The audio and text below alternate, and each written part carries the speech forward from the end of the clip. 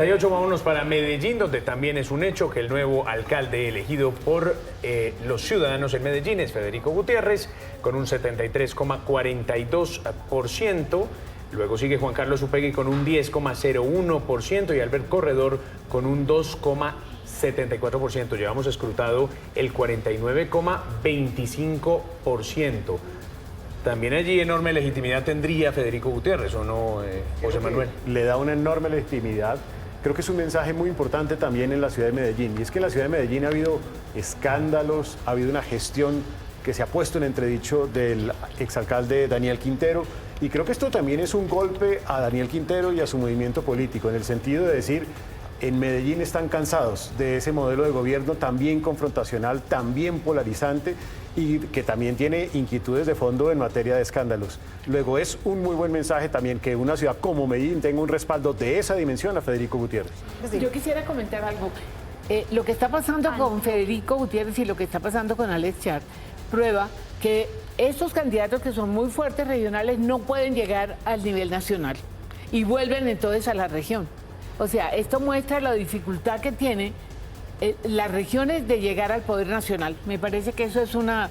Y por eso vuelven a su región.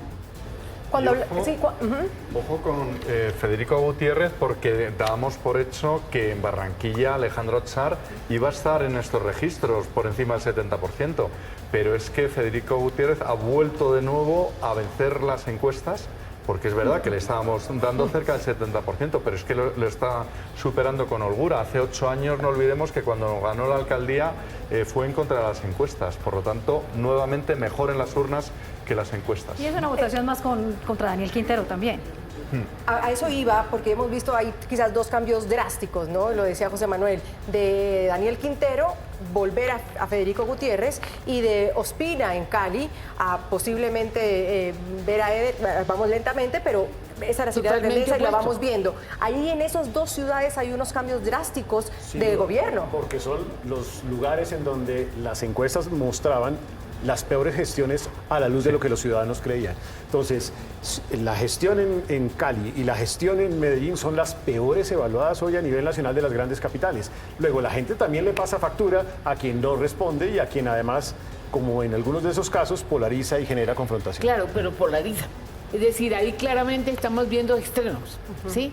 Ahora vamos a ver, ojalá en Cali logremos, si gana nuestro amigo Alejandro Eder, que logre armonizar un poco esa distancia que hay entre una élite empresarial y un pueblo que ambos están metidos en problemas. O sea, es una sociedad como el resto de Colombia, pero con ciertos problemas mucho más evidentes. En Cali esa es precisamente una de las necesidades, esa diferencia social que hay y esos jóvenes, que el 55% de los jóvenes en este momento viven en la informalidad y es lo que le pedía precisamente a los candidatos, más oportunidades de empleo. Seguramente Eder, que es un empresario, si llegase a ser elegido el alcalde de Cali, puede tener allí una oportunidad enorme para unir a esos caleños que hace 2 años en esas confrontaciones se dividió tanto la ciudad.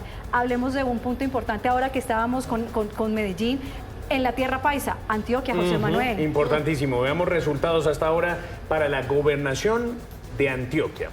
Aquí está el balance hasta esta hora de lo que está pasando en la gobernación de Antioquia. Vamos a ver si tenemos esperamos un segundito. Exactamente. Sigue, de todas maneras, aquí nos podemos hacerle spoiler al gráfico. Sí, claro. Adelantémonos. Porque Andrés Julián Rendón está superando a Luis Pérez, un hombre que Luis Pérez con toda esa maquinaria política de Antioquia, Andrea y José Manuel. Eso es verdad. Ahí están los resultados.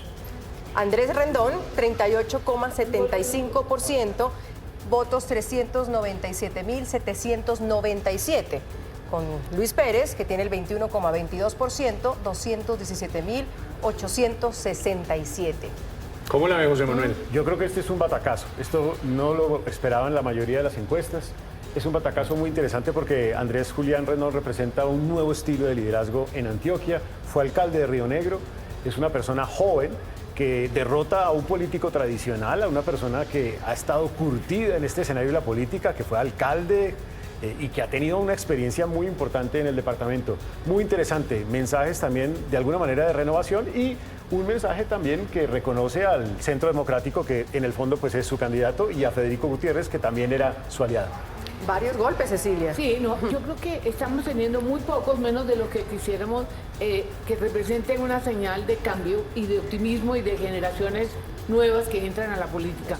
Creo que eso es muy interesante que esté pasando en Antioquia, inclusive en Bogotá con lo de Oviedo. O sea, quisiéramos que hubiera sido más generalizado, pero digamos que hay señales positivas.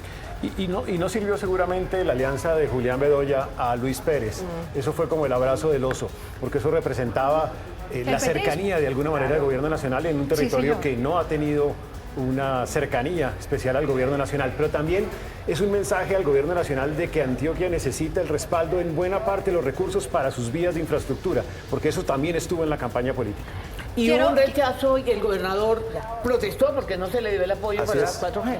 Quiero preguntarles, ustedes que conocen desde adentro, desde las entrañas de la política, en este momento, ¿qué está pensando el presidente Gustavo Petro y el gobierno cuando tiene un Alejandro Char en Barranquilla, cuando tiene a un Fico en Medellín, cuando posiblemente puede llegar a tener a un Eder en Cali, cuando tiene un Galán en Bogotá, cuando tiene este gobernador de Antioquia que no se pensaba que iba a ser?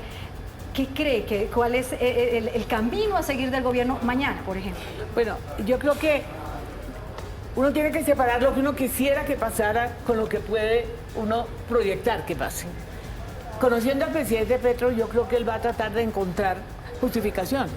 Y las va a encontrar, porque hay sitios en donde más que una oposición al gobierno fue el reflorecimiento, se puede decir así, de clanes políticos.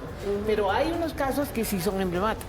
Este caso de Luis Pérez, por ejemplo, lo que pasó en Antioquia, yo creo que es duro. El caso de Bogotá, sin duda el más emblemático es el caso de Bogotá, porque ahí sí el gobierno se la estaba jugando.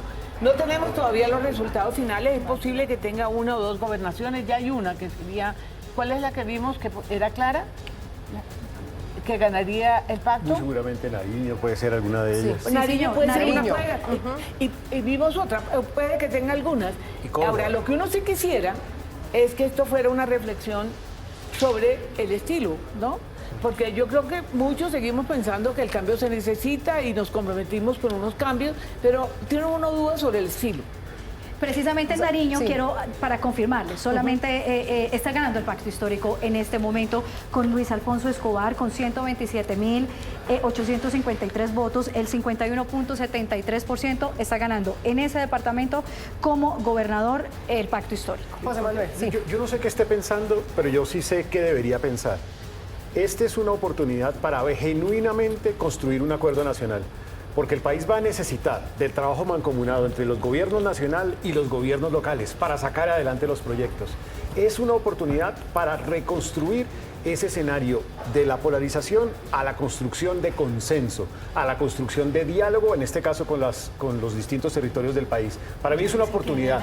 Él debería aprovechar esta oportunidad. Yo quisiera agregar algo. Sí. Aquí falta saber qué va a pasar con tantos dirigentes regionales y con los parlamentarios que los apoyaron, porque eso sí repercute en el Congreso.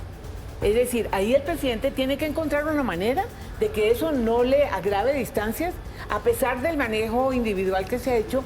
El caso de que tenga tantos dignatarios regionales que obviamente tienen vínculos con los parlamentarios, que no están en el proyecto político claro del presidente, ahí tiene que haber unas negociaciones. Yo estoy de acuerdo contigo, llamémoslo el Pacto Nacional, que todavía no hemos sabido exactamente cómo va a ser, pero ojalá ese fuera el resultado de eso. Ahora, muchos de los que han llegado hoy hablan de salvar el país desde las regiones, y eso me ha llamado la atención, ese lema de muchos, salvar al país desde las regiones. ¿Qué tipo de gobernabilidad vamos a ver, José Manuel? Porque claro, estamos hablando de un pacto nacional, acabar con la polarización, pero si también quienes llegan a gobernar, los nuevos, digámoslo así, se enfrentan al gobierno nacional, ahí estamos sin salida. Sí.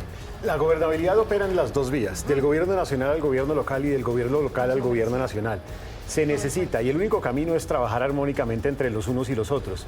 Pero esto sí es un mensaje importante de pesos y contrapesos entre el gobierno territorial y el gobierno nacional. Yo creo, insisto, en que se necesita empezar a construir esos consensos. De todas maneras, el gobierno nacional seguirá teniendo una gobernabilidad desde el Congreso de la República, pero como lo dice Cecilia, pues los congresistas van a tener que oír y escuchar lo que dice la ciudadanía.